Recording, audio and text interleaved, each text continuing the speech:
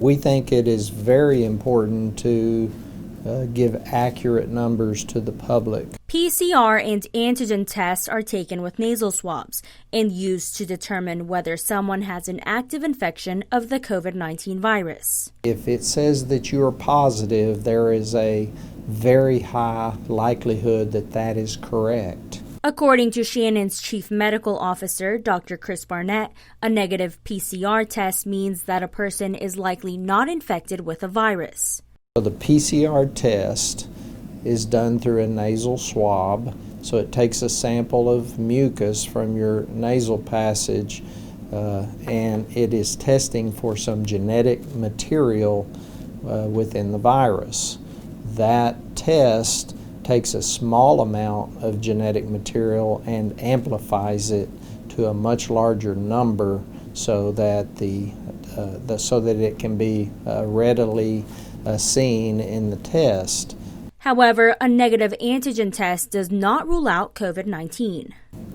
The antigen test is very similar to the PCR test in that it is looking for certain parts of the virus, primarily some proteins that are on the outside of the virus.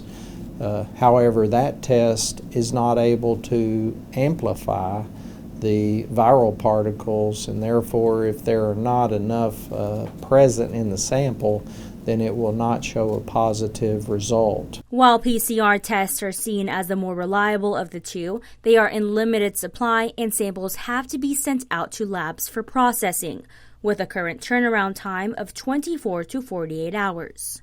Antigen tests can be processed more quickly in-house in 15 minutes or less.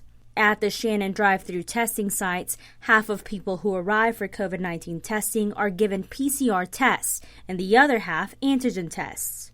Medical personnel take blood samples to perform antibody tests. They are used to determine whether a person has been infected with the virus so they can donate plasma to treat other patients with COVID-19.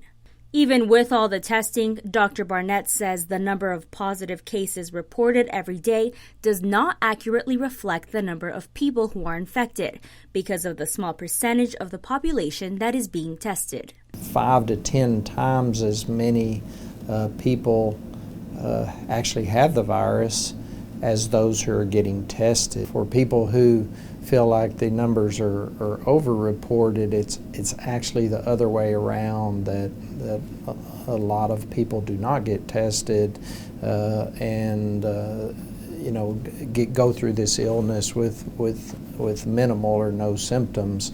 And if everyone was tested, we would see much higher numbers. For News Connection, I'm Amanda Lozano.